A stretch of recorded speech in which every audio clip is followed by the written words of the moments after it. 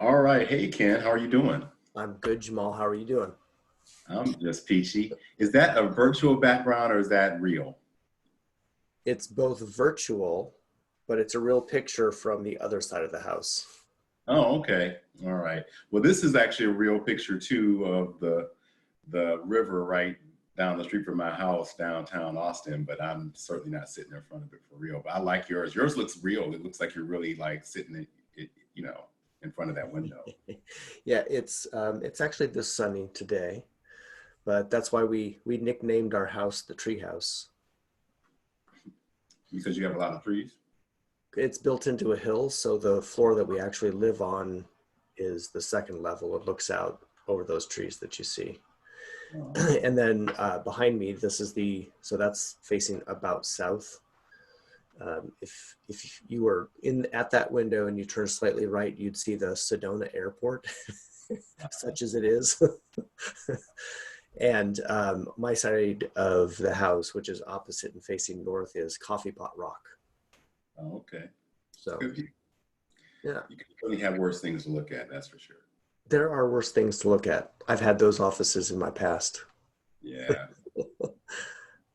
Well, this is great. I'm so glad that we got to do this. For the sake of folks who are watching this first time, we'll do some formalities around introducing you to everyone else.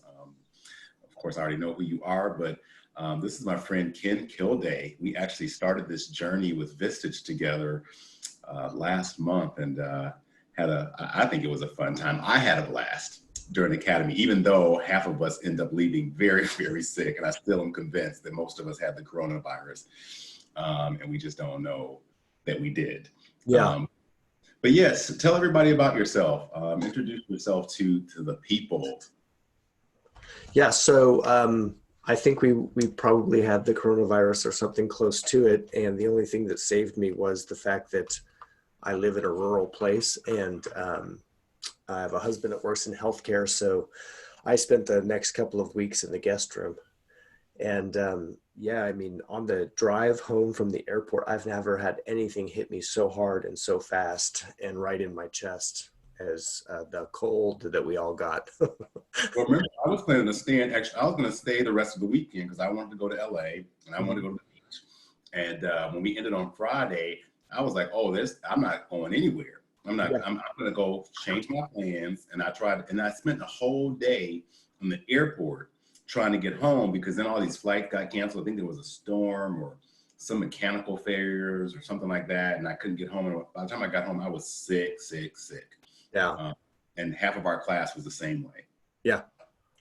Yeah. So you wanted to hear about me. I got familiar with Vistage last summer or something last spring, maybe spring summers when they started talking to me. But I'd actually started my own coaching practice in 2018. I had been a corporate executive in financial services and had had about as many meetings that I could stand. And I don't Mark, like. yeah, I actually totaled it up, Jamal. I totaled it up. In the last year that I was at the firm, I attended just over 100 hours of meetings that had absolutely nothing to do with me and my businesses. But another leader above me insisted I go. So that's the problem with corporate America. Um, so anyway, I decided I was going to leave. I really wasn't sure what I was going to do next, but I knew it wasn't that.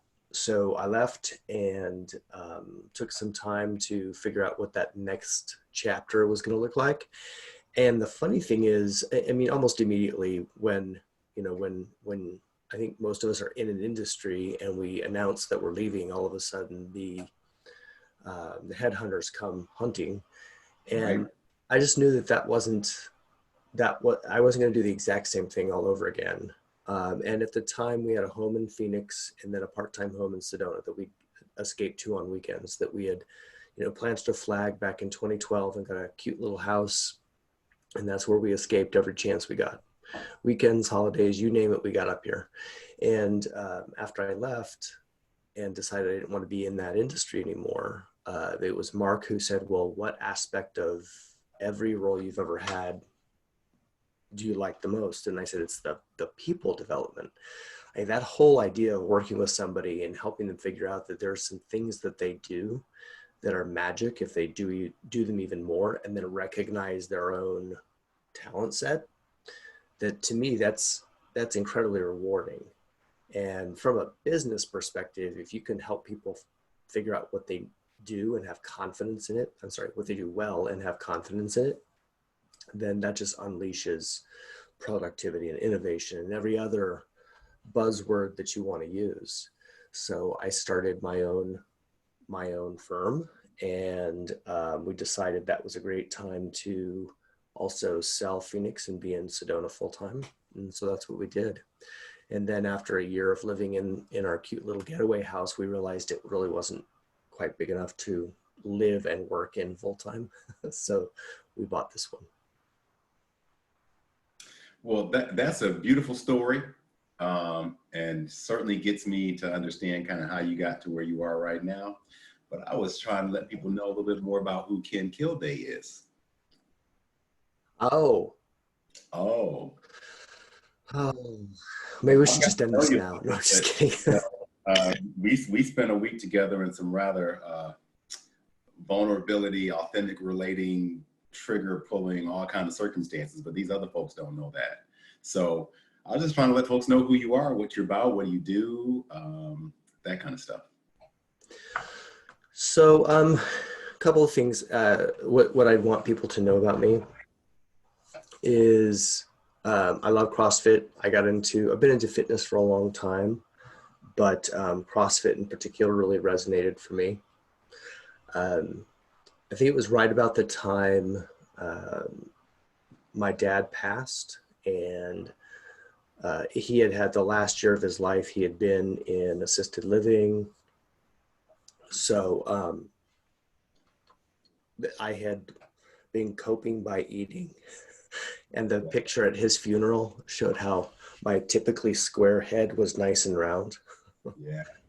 And okay, it's time to do something about that. And so I got back into fitness and started with P90X, if you remember that. I do. I still have my, 3 CD set or whatever, that big Oh, box. yeah. It was like 12. That was like this. Yeah, it folds open, yeah. So that was the first foray into it. And then I eventually found my way to CrossFit, and I loved that it was always changing. I loved that it pushed me to be more than I could be. And I've had some amazing coaches, especially in CrossFit, that encouraged me to also compete in the CrossFit Open. Not that I've ever placed to get into regionals or games or anything like that. However, I'm not wired to compete in that way. So it was a great way to push my boundaries, see how I did against, old guys my age around the world. And it was also, the reason it resonated so much was me and my sisters talk about this all the time, but our parents and grandparents have been, have made lifestyle choices, smoking, drinking, eating poorly. And we've watched the impact of that. And all of us, me especially, was just like, I just don't want to live that life, right? My perspective is, I want to live to be 100. And if I happen to step in front of the wrong bus, I want to do the bus some damage. Like that's the life I want to live. So fitness also plays into a lot of analogy that I use, especially when I'm coaching. It's a lot of mindset. I've learned that, my physical body is not what gives out first. It's all up here. It's not that it's too heavy. It's that I tell myself it's too heavy, those sorts of things. I think it's analogous to a lot of things. What else? Mark and I have been together / married. Next week is 23 years. So that's pretty good. That's pretty good. When you were 2? Are you on Venmo? Do I have to send you something? We'll talk about that later. Your point. um, we started hosting foreign exchange kids back in 2011, and that was our version of having kids. So for those not familiar, basically you invite this teenager stranger into your house for a year, 10 months, a full school year, and you parent them, right? They go to high school. For a year here in the US, it doesn't count towards their high school education in their home countries, usually. And that was our way of having kids, right? Skip diapers, go right to the teen years. So we've hosted 6 times, 3 from Germany, 1 from Denmark, 1 from Finland, 1 from France. And we keep up with all the kids. Our Christmas card always has their current day picture, so everyone sees how much they've grown up. But it's been fantastic. If you'd asked me 23 years ago if I'd have kids, I would have just said no, because I had a conventional sense for what that means. But it has really opened up. So, and all of our boys, if you ask them, they have 2 or 3 sets of parents, because some of their parents have divorced and remarried. So yeah, they are parented internationally to this day. That's one of the things that really, the CrossFit stuff, but I definitely want to talk about fitness, your commitment to fitness, your more enlightened point of view that I definitely want to talk more about, because that came out a lot when we were in an academy. And then just the whole parenting thing, because I took I had to open my mind in terms of my views of parenting. I adopted my son. I could have done something differently, but there's a point in my life I didn't think that was going to happen either. And so I adopted my son as a single parent. I've been raising him every day since he was born. But people, when they finally start to realize that parenting isn't going to look the way they think it is going to look, but choose to do it nonetheless, they're really remarkable people. And I love that part about your story. That is awesome. So now people know you a little bit better. That's awesome. I want people to know you because you're a great guy. How are you coping? How are you dealing with it? This is crazy. I'm doing these videos because I want people to feel like it's okay that they're not coping as well as they might like to, and then for those who are wanting to cope better, to figure out ways other folks are coping, because there's no precedent for this. There's not a book you can buy. You can go on Amazon yet and find a book about how to cope with being quarantined in your house indefinitely while the whole world is doing the same thing. There's no book. There's no whatever. So we're all figuring it out together. So I wanted to share from people who I think we'll be figuring this out well together, authentically. Folks are not going to lie and be like, oh my God, everything's great. This is wonderful. I love it every minute of the day. And then just to kind of just have some normal stuff that we would normally be doing. Like, I'm eating my lunch. This virtual background hides my lunch for some reason. It only sees me. But if you see me dipping down, I'm eating my little bowl of rice and chicken and vegetables, Right. Like having a lunch date. Like you're in Sedona, so it probably wasn't like I was going to fly to Sedona to have lunch with you. But I would have come to Sedona to hang out with you, hands down. We can't do that. So we're doing like a virtual lunch hangout. So that's the whole goal of this, is just to like share some coping skills, make sure people get to know folks in my network, and people in my network get to know each other, because I hopefully would like to invite some other people to lunch. And we do like 3 people at one time.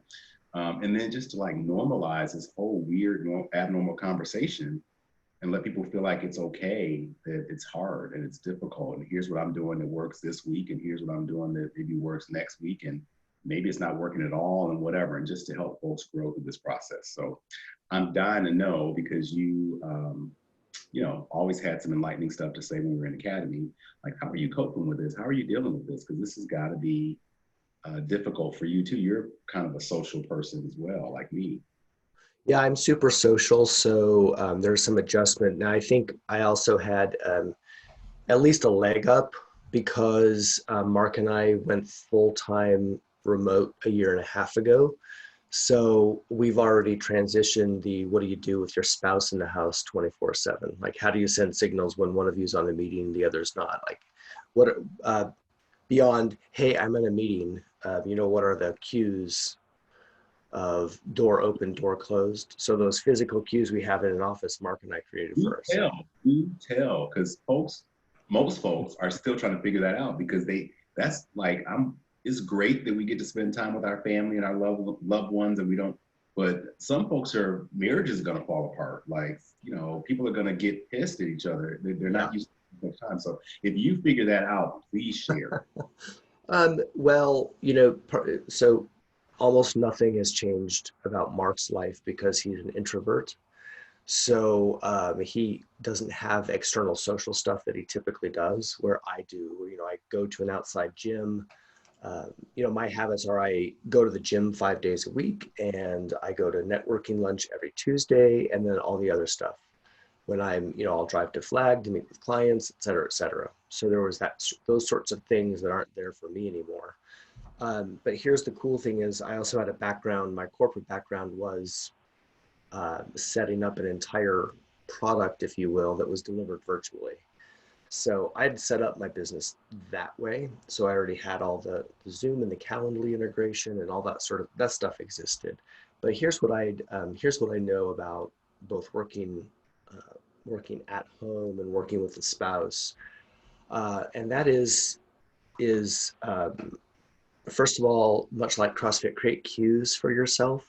So what I would, for instance, in order to create good lifting habits, one of the cues my coach taught me a long time ago, because what he would see is, you know, I walk up to a barbell, I'd pull my shoulders back, but I'd hyperextend my back. Like I didn't quite have that right. And so he'd tell me to tuck my tail.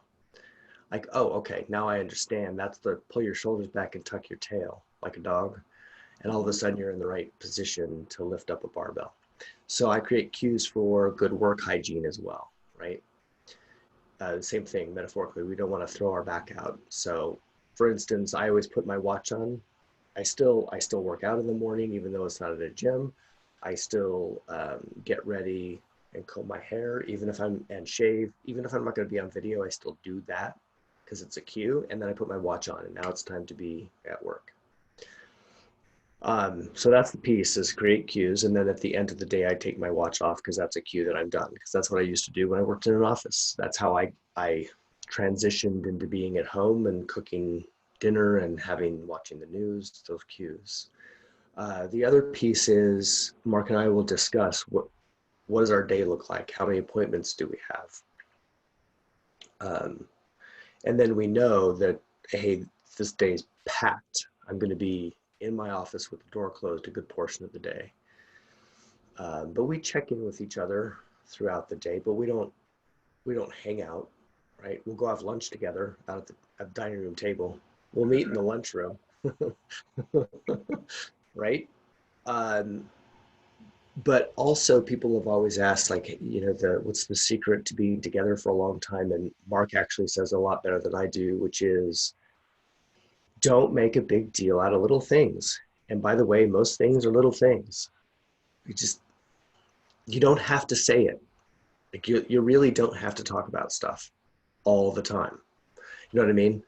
It just, things happen natural. We don't believe in date night because, I mean, we are just as likely to sit in the living room, have a glass of wine, play stupid games on our iPads and have Netflix going, or, hey, I read an article on deep topic, and then we just talk about that. So things happen very organically.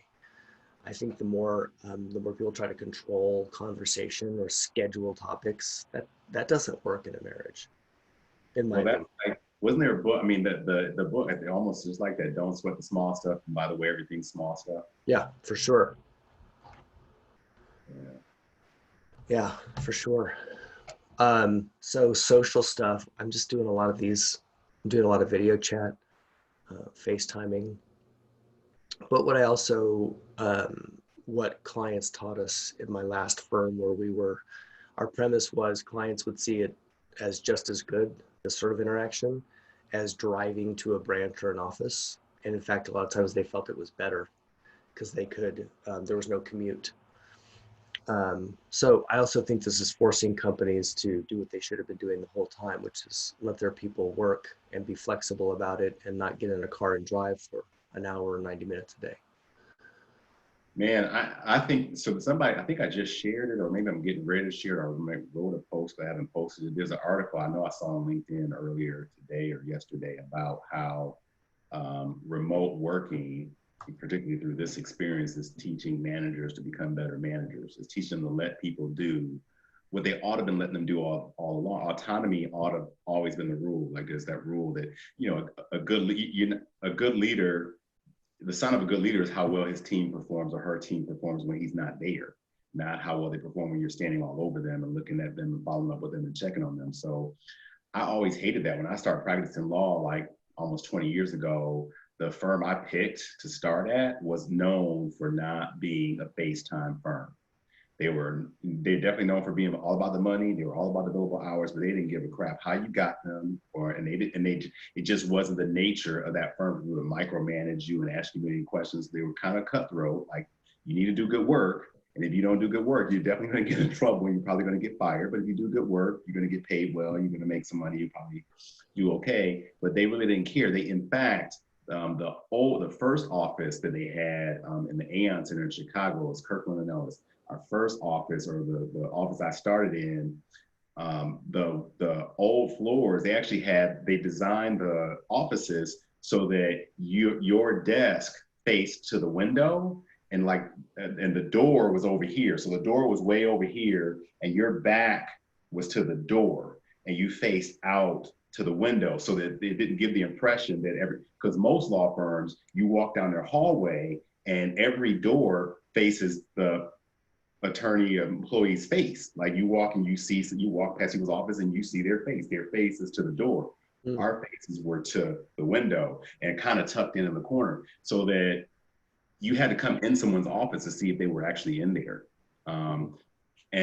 That taught me from the very beginning of my career to just be like, look, I'm not a kid anymore. Nobody's gonna check on me, make sure I'm here, make sure I'm doing my work and whatever. I'm definitely gonna have consequences if I don't. And I don't understand all the other firms and companies I've gone to where they do the exact opposite, where it's like, you must be here at a certain time. People actually are checking if you're at work. People are sending you all these emails, asking you 3 or 4 times if you're going to get what you asked to get done. Remote working alleviates all of that. Like, you're like, look, you're not going to know when I'm working or not. You're not going to know whether I'm doing what I'm doing, because you just cannot micromanage me. You have to count on me to be a professional, to be an adult and be responsible and do what I need to do and communicate with you when I have a problem, when I need your help. So I wonder if that's going to change this whole scope of people's management practices, particularly in corporate America, because the people that felt like it could never be done that way are now having to realize it probably can. Sure. Yeah. And it's all those leaders, in air quotes, they've created a cottage industry of command and control. Yeah. Are realizing that that's really not what leadership is at all. And these companies waste hundreds of thousands of dollars or more on salary for people that are doing little more than, to your point, peeking in each office to see what people are up to. And by the way, they don't even know, right? So I think what millennials in particular, thanks to them, that push that they were exerting on corporate America in particular, with flexibility and hey, let's just look at my output. Let's not worry about how and when. Let's just agree on what, and then I'll do the rest. And now this has accelerated it, right? This is and there are some companies that have had some pretty bad press that in a 24 to 48 hour period suddenly figured out how to get people to work from home. Yeah. They're also coming to realize that they didn't bother when times were good. They never put the investment in. They paid out some nice bonuses to themselves, but they didn't put investments in to be able to work better for clients. Yep. There's other companies, and you can see some of their advertising too, of they turned a switch and made it happen. I think it's really cool. I think the small companies I'm already working with are figuring out, hey, maybe we don't need to lease as big a space as we had. Maybe everybody works at home 2 days a week or something like that. And, we rotate that, right? You just don't need as much physical space. So I'm wondering if this doesn't change commercial real estate in a huge way, realizing we just don't need everybody to be in these 1 million, 2 million, 5 million square foot office constructs. It's going to, I remember, this is, man, about, this is 2020, so it's like almost 15 years ago, but when I worked for IBM, and it was like early, like 2005 or so, where IBM, because, IBM had its real major financial shakeup where, it had to shift. I mean, the personal computing business, it had to sell that off to Lenovo. It had to really, even the mainframe business, all those big devices, they realized that's not going to be what's going to work for them anymore. They had to switch to more of a service-based business, and they started doing consulting and outsourcing and all that stuff. And it was a huge shift for the company because, like in Chicago, there was an IBM building, right? There was one IBM Plaza right on the river in Chicago that for, decades was IBM, like its presence in Chicago. And all these major markets had IBM buildings, Detroit, Atlanta. Everybody had like a building that belonged to IBM. And then IBM finally said, we're going to sell all these buildings. We're going to lease some space, much less space in somebody else's building. They actually leased space in Hyatt's building because Hyatt didn't get rid of its building. But they leased space, and then they got rid of half of the offices, like all these executives. I mean, senior vice presidents, executive directors, general managers, pretty much everybody. The only people that got to keep offices, and I was so happy about this, were lawyers, because we made the argument that, confidentiality, privilege, we need to have offices. We were also being somewhat protective, and we didn't want to change. So I'll own that. But yeah, we were like, no, we need to keep our offices. So like there were a small number, even HR, they had like just higher walls on their cubicle. But senior vice presidents, general managers, they were all sitting in these, nice, but cubicles nonetheless. And all of a sudden, all that money they were spending on real estate, they were able to invest in their services business and grow their software business, all these other businesses, which is why they're probably doing better now than they were thinking they were going to do back then. And I wonder if a lot of other businesses are going to look at this as an opportunity as well, because you're right, like spending all that money on real estate and all this bull crap overhead and stuff just to make stuff look good that doesn't add any value, you realize it doesn't really matter anymore, because probably I'm willing to bet a lot of people are performing better at home than they probably were in the office anyway. Oh, for sure.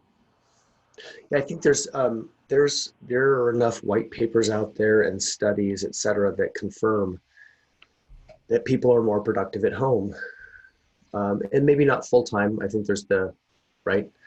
I think people will want a little bit of the best of both. They want to have a social aspect, but they also, again, don't want to live on a freeway. Our air is a little cleaner now. We get a little more done. It's for a while, Mark and I used to joke when we first went full time at home. As I was, closing out windows on the computer, I would text closing up on my way home, knowing I was about to walk out the door of the office into the kitchen. So, yeah, I think we know a lot of times people work actually more at home, sometimes in a healthy way and sometimes in a not healthy way. But I also think that can reduce stress, right? If I look at my mobile device and I see something I can knock out and not worry about, I go knock it out and then I don't worry about it. Where maybe before, it's not something we could do on a mobile device. Like I need I've got my whole desk set up in here. And I think you see a lot of that from people that work at home. They work a little bit more, but it's less stress because they know they can knock out the super duper important stuff and then just go back to Ozark and find out what happens. Or Tiger King, whatever your thing is. I don't judge.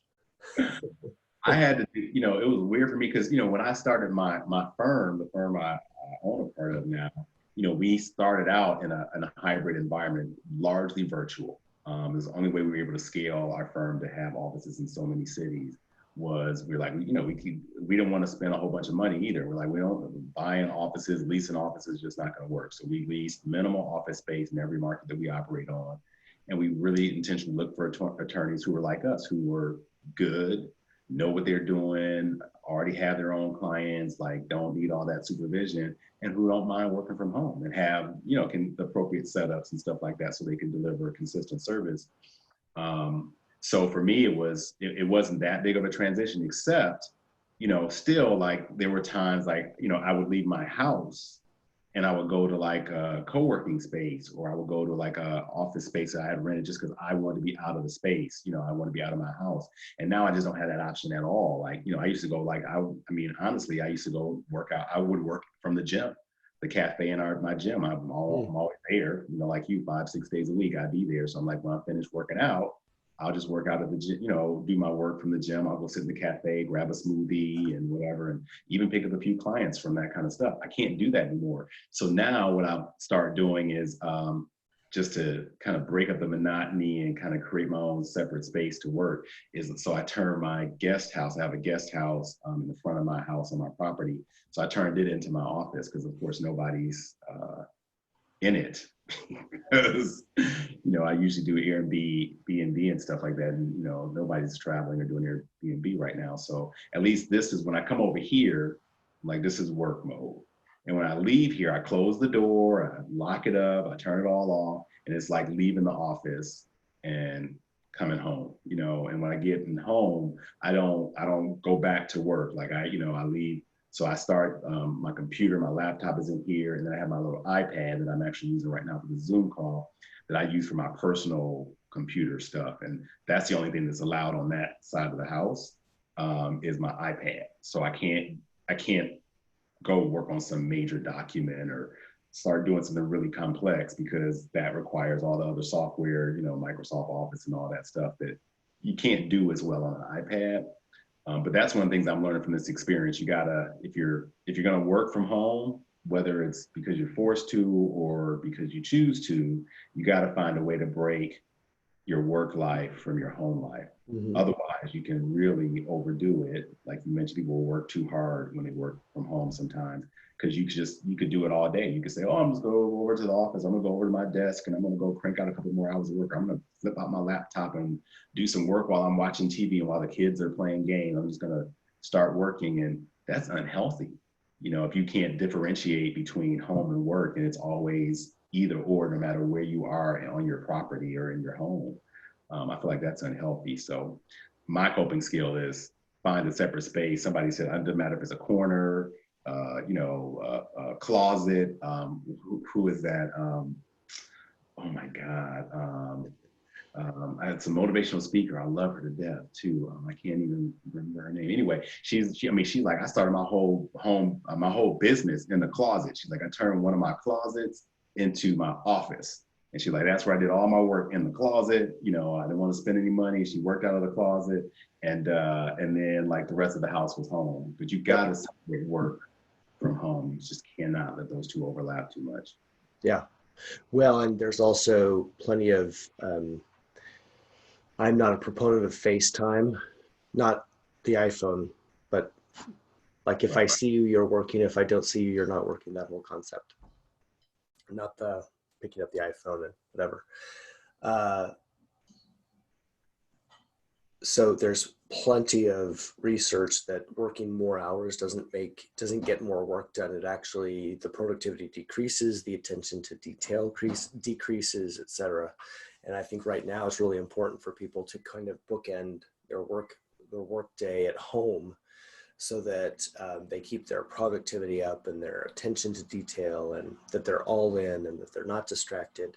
But that's tough because of the social piece. You know, social things people used to do aren't available, so we have to do it differently. So just this week, my networking lunch picked back up, and now we do a Zoom call, and we all have our lunch, kind of like you're doing. And we're supposed to be having lunch too. This is a lunch date. Lunch. Yeah. I mean, I had an appointment just before this, so I couldn't get my lunch ready. So I'm going to lunch right after. As you know, I was already late. Well, I mean, oh, go ahead. No, I think there's ways, there's ways to be social.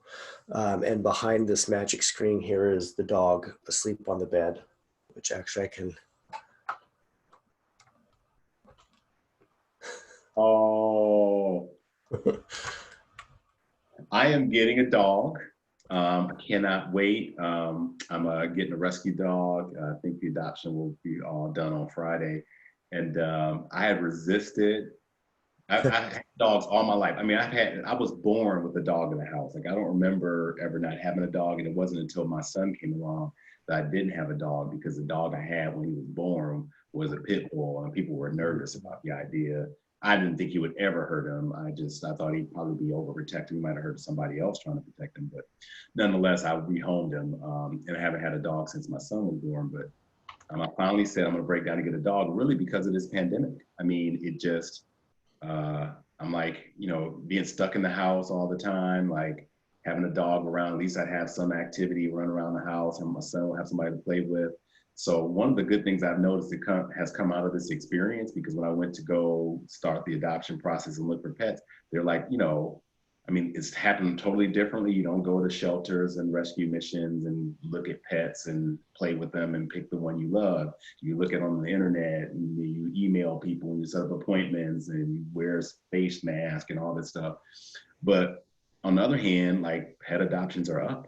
People are home and they're looking for somebody to love or spend some time with. And for me, I was like, this is the perfect time to do it because, I'm going to be stuck in here anyway. So house training and getting the dog acclimated. I'm going to be here anyway. And all my clients, everybody I work with, whether it's the coaching clients, legal clients, they're all stuck at home too. So when the dog barks in the middle of a conference call, nobody's mad right now because everybody's got baby crying, dog barking, leaf blowers blowing, garbage trucks going back in their backgrounds. Everybody is having the same experience. So,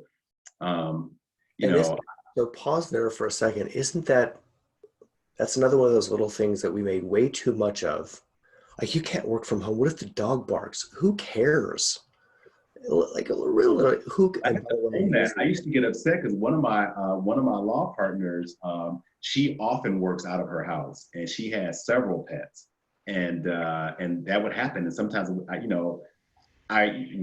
would do a lot of work together. She has a very complimentary practice to mine, so sometimes like there's an M&A deal, I'd have her involved.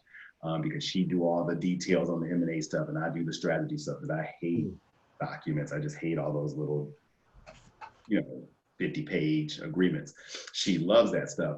But then we'd have to get on a conference call to put it all together. And I always like, hey, Susan, can you please make sure the dog is put away or is not going to bark or whatever? And I used to really, it was a thing for me because I always felt like my clients would think, oh my God, we're getting less service. This woman's working in her house and there's dogs barking. But the reality is she's a phenomenal lawyer. She always does a great job, and her dog, she works better from home anyway. And she got a dog. I mean, it's not a big deal. Yep. And now everybody's figuring that out because everybody, I mean, I've talked to some really powerful people and they have had dogs barking in the background on their call. And nobody misses a beat. In fact, I was on a call with a client one day and all of a sudden the contractor was working downstairs and I didn't know he was working downstairs and was going to make noise.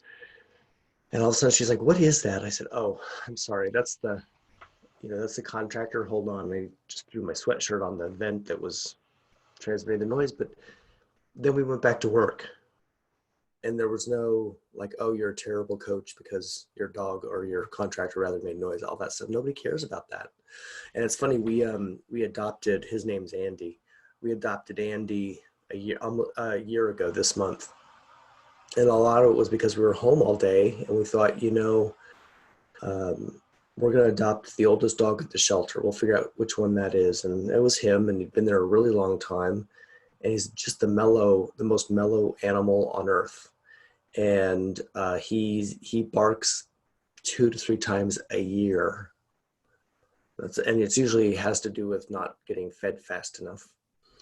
But again, it's perfect because he just hangs out with us and that's all he wanted. He is perfectly happy to nap behind me and he'll move under Mark's desk in the afternoon. It's usually the transition. And that's that. But, that's how a lot of us are getting affection these days. The hugs we normally get or the social interaction we get, the dog's really stepping it up. Big wake-up call for me. I've always known that I was an extrovert. I always knew that I was a people person, but I also used to think of myself as a very self-reliant, I don't need anybody kind of person at the same time. And this experience, even the gym, I was telling Loretta when we did our lunch yesterday, I didn't realize how much of working out for me was about the people at the gym. Yeah. Like it's good for my body, it's good for my health, and I certainly like having a nice body and taking care of myself. But I think I've had a hard time motivating myself to work out at home. Mm, yeah. I don't have the stuff. Like I've turned my whole garage into a gym, and there's all these outdoor places you can work out here, and but just getting excited about it. And I think I got excited about my friends at the gym and seeing my friends, and you go there all the time, so you know all the staff, and they're always once while they're doing something nice for you, because they know like, oh, they know you'll be back, and you left something like, oh, I saw you left your little phone holder, so I put it aside for you, and getting my smoothies and all that stuff. I really, that was a big motivating factor for me to go to the gym, was the interaction with the people that I knew would be at the gym when I was going to be there. And, now that I don't have that, I'm like, wow, I really, really do need that. So like that whole getting hugs and social validation and interaction or whatever, I took it for granted. I can't say everybody else did, but I know I did. Yeah.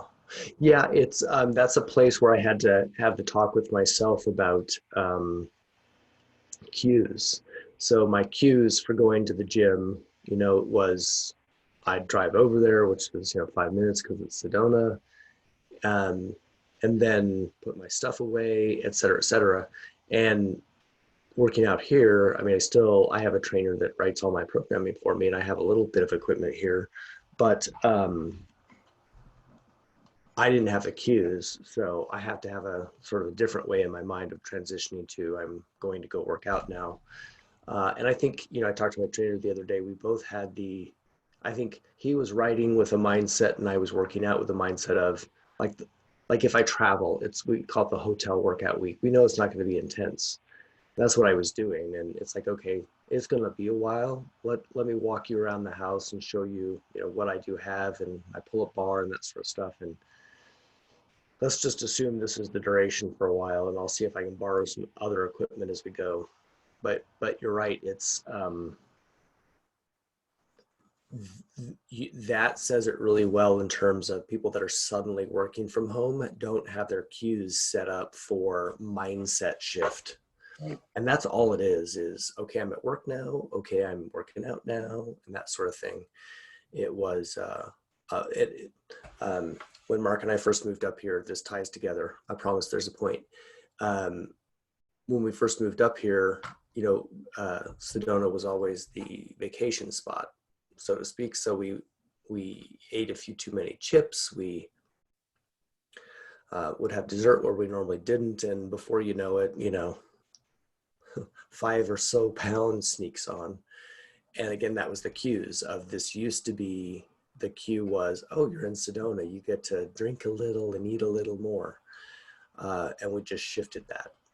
Like, okay, no, this is not a constant vacation. We live here now. Yeah. The Sedona, and this is probably a great little transition, and one of the things I really want to talk to you about, because I've been meaning to get out to Sedona. I've heard, of course, there's only a million books and podcasts about how Sedona is supposed to be one of the spiritual meccas of the world, certainly of the country. It's on some people say a spiritual vortex or nexus or something like that. What do you think about that? Are you meditating? Do you feel like you do a little bit more? Are you doing any of that stuff out there since you're so close to it? Are you tapping into some extra spiritual energy, all that kind of stuff? I think in the business coaching world, a lot of times people don't want to talk about spirituality. They don't want to talk about meditation or whatever. But the two go hand in hand. If you don't have a good, solid mindset, your heart's not right. I don't care how smart you are. I don't care how hard, strong you are. You're not going to do very well. So I'd love to talk to you a little bit about what your well-being, wellness, spirituality, meditation practices are, particularly being that you're in Sedona, which a lot of people want to go and experience some sort of meditation. Sure.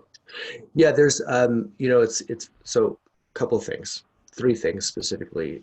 First of all, me and some of my local friends, what we tell everyone, it's both a fitness and a spiritual thing, is look up. Like the friend I'm referring to, she's a local coach, and she is retired in her 60s, as are a great many people that I live around. And she tells people to look up because older people start to hunch, and then the osteoporosis kind of takes over. So she tells them to look up so that they'll lift up, but also look at what's around us. You know, the joke, I told you the airport's out that window that you see behind me. But the joke is when we toured this house, the realtor said, you know, you're gonna have to deal with the airport noise. The airport noise, really? Because you'll hear it's small, it's all private. There are no commercial aircraft that fly over there. However, we do hear small planes taking off, but you would hear that anywhere in Sedona because they're tour planes, Yeah. or they were, not so much right now. So that's number one, is we look up.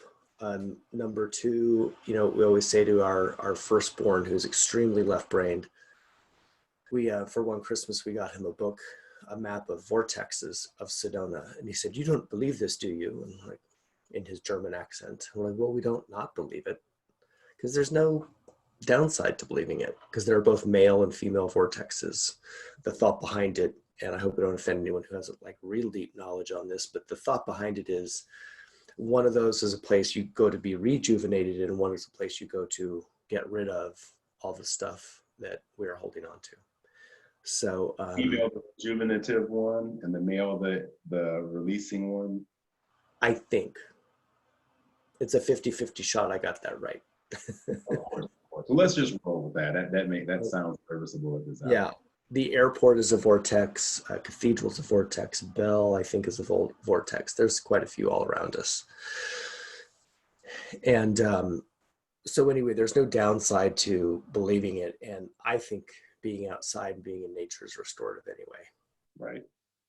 I walk Andy twice a day, and you can see that what I walk him in, I mean, the atmosphere. So so there's that piece of it too. And what I went to grab was, it's my gratitude journal that I work on every day. And some days I forget and don't do it. So then I just pick back up. That's part of the gratitude, is, hey, I can just keep going. I can start again any day. So I, you know, I have a couple of, what do they call that? Anyway, it's a, you know, I got a thought every day by day. One is called the Daily Stoic, which is wonderful because the whole focus of the Stoics is controlling what I can control. And the other is my little Adult Children of Alcoholics book I've had for 20 years. Again, being self-accountable and not overly harsh. So I read my little thoughts of the day, and then in my journal, I write something I'm grateful for, something I'll be focusing on today, and something I'll let go of today. So that's what I do. And I do it most days, and some days I forget. Some days the let go is the same for several days in a row. But again, one of the spiritual things that I think is awesome about being here is I can just go outside. So for instance, it's not unusual, and we watched him yesterday when we were getting ready for dinner. One moment, I'll show you.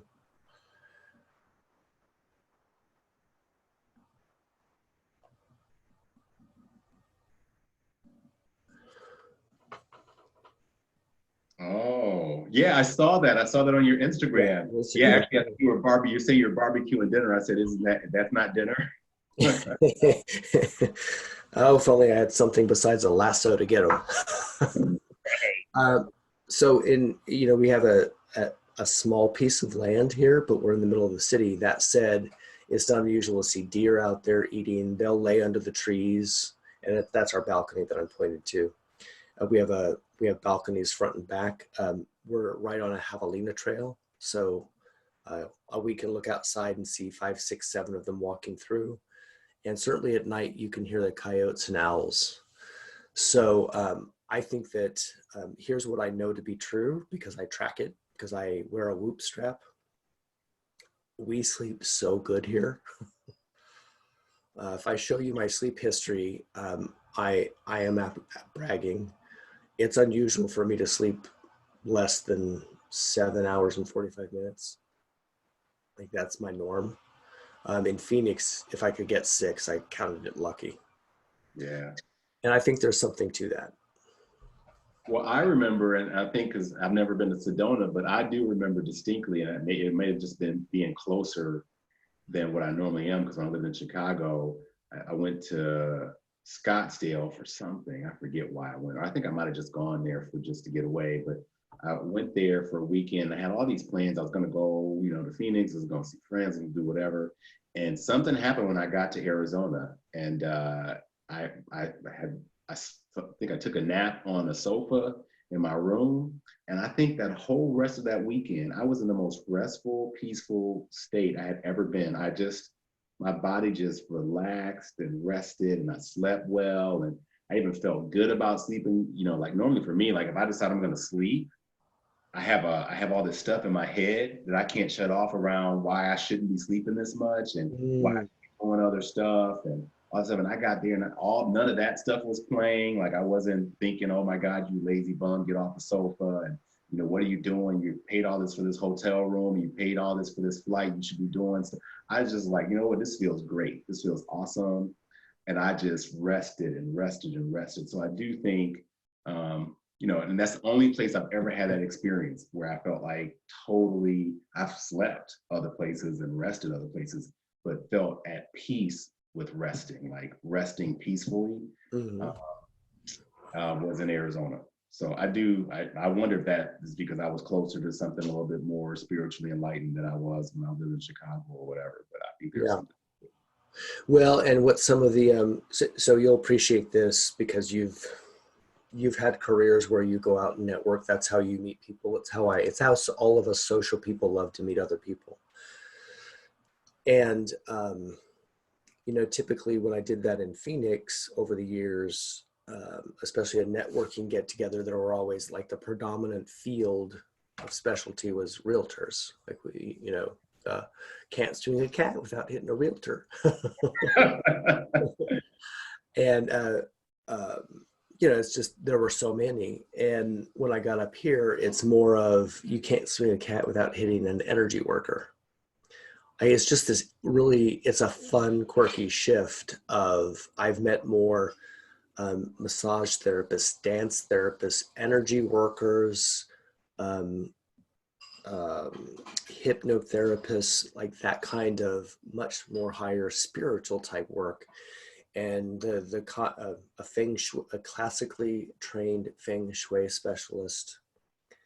It's awesome. And here's what, the common thread that runs between all of their teachings and the work they do is people send off a vibration. There's a vibe to it, which is why a lot of us, we visit certain places and we're like, oh my gosh, is everyone this high strung?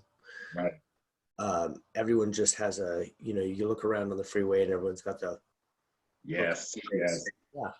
So, I think they're onto something. People throw off a vibration, and, we're blessed enough to live in a place. The people who live here love living here. The people who visit here also love visiting here. So it's a very different atmosphere than where I grew up, which was Las Vegas. Even the people visiting were there losing money. So there's a vibration that goes with that. And there were the people whose work circulates around people coming there to lose money.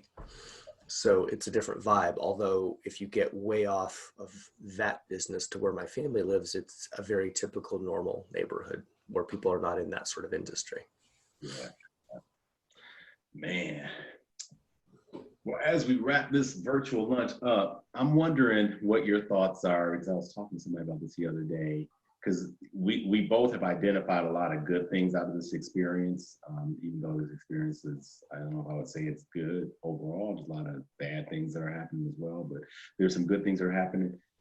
How do you think how do you think we can best carry forward the good that we're learning through this experience and leave behind the bad?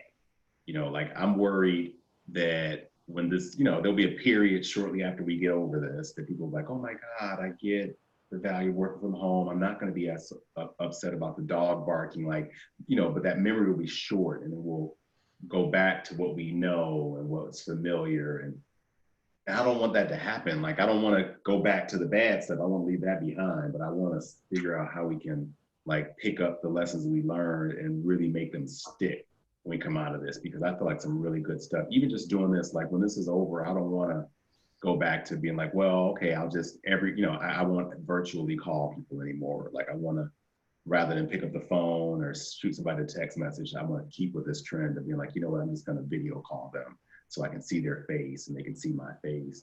But my natural history for 30, almost 40 years is to text people or not even text people, but do the old school communication. I'm wondering what you think about how we can make this stick, the good stuff stick. I think it's, in a word, it's awareness, right? Because when we get into the um, habits of not talking virtually, even not using FaceTime on an iPhone, not taking the chance to be present, right? When we used to be allowed to go to restaurants and meet people for lunch, how often did we get distracted with our mobile devices? Happens all the time. I think it takes something this severe to get our attention, but I also think it's awareness. We decide that that's not how we're going to be anymore. People do it all the time, right? People decide to be fit. And even when I slide and put 5 on, I know how to get 5 pounds right back off again, right? It becomes a micro adjustment, not a life-changing event. We've already done the life-changing event, and you're right. People are going to die. People are going to get sick. People are going to die alone, and people are going to live without getting to say goodbye to somebody. That's happening, and it will happen, and it will continue to happen. And what we get to decide is, we get to decide that every single day we're going to work on. You and I work with business people. This is what we do, and I think you and I are having the exact same conversation with people who, it's not about just keeping a business alive. It's about serving a community. It's about making sure their team can put food on the table. It's about being bigger and more present every single day for every single person that walks in the door. It's not about a hardware store or a marketing agency. It's about helping people stay safe using their hardware store. And it's about staying connected to a community with their marketing agency. That's what it's becoming about. And I don't think we're moving backwards. This is pretty poignant. It's not often. What are we at? 14,000 deaths. That's more than, you could pick any 6 wars other than World War II and come up with, we didn't lose that many people. No, yeah, the world changed after 9/11. We lost about 4,000 people. Right. And I don't think, I think some of the lessons learned from that did stick around, because I've noticed people have had a different level of coming togetherness since that happened. But you hit it on the head. I'm glad you said it, the whole fitness thing, because there was a point in my life where I was much bigger, like not healthy. And I never thought I would get to the point where I actually, could work out regularly, lift weights, look good naked, any of that stuff. I just never thought it was going to happen. And then one day I decided I was going to make it happen, and it happened. Like it literally, I still every once in a while look in the mirror and I'm like, this is exactly what you thought never would happen, and it happened. And when I fall back, because when I go on vacations, a lot of times, like you mentioned, you're like on vacation mode, so I can eat a little bit more and do a little less. And you pick up 5-10 pounds. If I drink, which this experience has made me drink, I don't drink very much, but I've been drinking a lot more now. I'll put on 10 pounds, but I know exactly what to do to get rid of it now, because I've done it so many times now. I've seen myself go from couldn't do it to can do it, and then every little fall back from that can do it mode, I know how to get back on track now. So I think that's the skill I think that we're learning now, is that we will get through this, and when we get through it, we may fall back a little bit, but we will know how to recalibrate and readjust and get back to this, because we got here. Once we make it through, you're like, okay, I now know I can do it. And if you really want to, you're aware of it and you're committed to it, then you can always recalibrate and get yourself back to where you want to be. But it's getting through it the first time is the hard part. And I think that's what this lesson, this experience is about. Like we're teaching ourselves that we actually can change the world. Yep. We can change the way we interact and the way we get along with each other, and the way we even do our business, and that the economy, as important as it is, isn't everything, because apparently, people are like, okay, lives, economy. lives, the economy. Okay, I get it. You know, the scales tipped. So I think, yeah, I think that's how we carry it forward. We just accept that we may fall back a little bit, but remember how we got here, you know, That's and right. then just recalibrate and keep doing it. And then eventually you just never slide back at all because you get so used to going forward. Right. Man, this is a, you know, I don't, you know, I still will say, like, you know, I wish this, you know, I'm not thrilled the coronavirus came. You know, like, you know, I don't want to be that guy that's like, I'm grateful for everything. Like, oh my God, I can see the gratitude. I can be grateful for the outcome of this experience without having to be grateful for the experience itself. Like, I'm not grateful the coronavirus is killing people that I care about, but I'm grateful that we are such a resilient people that we can learn from it and we can grow from it and we can get better. And in some ways, it's going to produce a better quality of human than what we are used to. Mm. Yeah, I hope so. I sure hope so too, because if we go through all of this and people go back to being jerks and rude and whatever, and the world goes back to the way it was, man, that's going to be really unpalatable for me. Some will, I'm gonna because that's just how people work. But I think you're right. A lot of people won't, and that's who we'll focus on. exactly, exactly. Yeah, some people will change, right? Like Jim Rohn, I remember he did a great, this is my last little thing, he did a great talk years ago about the Sermon on the Mount. And, you know, he's like, you know, Jesus gave this great speech, you know, and, you know, some people liked it, some people hated it. And like, how could you not like it? It was really a great speech. And some people are just haters. Some people are liars, some people are cheaters, some people are, you know, you can't be mad when, you know, people that are always going to be mad at stuff get mad because that's just who they are. That's who they're going to be. But the people that believe, the people that actually want to see a better world and see a better place, those are the ones you got to focus on. Those are the ones that, you know, heard what he had to say and said, okay, I got this. Those are people that you and I talk to every day and they're like, you know what? I'm going to learn from this. I'm going to be grateful. I'm going to grow from this. You know, I'm going to try to find some way to make the world better from this experience. Those are the ones we got to focus on. All the complainers and haters and whatever, we just got to be like, yeah, whatever. You know, this is what you do. This is who you are. We're not going to focus on you. But I surely hope that the good ones will keep this going because I think we are learning a lot from this experience. Amen, brother. Yeah. Man, it was great seeing you. It's great seeing your face. Well, thank you. Especially after our you know, crash and burn academy experience. We all fled out of there trying to get home to the nearest doctor. Yes. We're looking well and happy. And I'm so glad we did this. Thank you for having me. I appreciate the invite. Oh, it's my pleasure. It's my pleasure. We'll have to do this again real soon. Sounds good. Next time Hey. I'll plan enough time to eat in front of you. Yeah, well, next time I have to figure out how it works with the screen because I'm eating, but literally like nothing's showing up. Like I'm looking at, you know, I think at some point, like it looks, oh, you know, you can see a fork now, but so who knows? It's a great idea though. I mean, you know, I like the idea of having a lunch date. So yeah, next time bring some lunch. I will do it. All right, man. Be good, be well, take care of yourself. See you, Jamal. See you later. Bye. Bye-bye.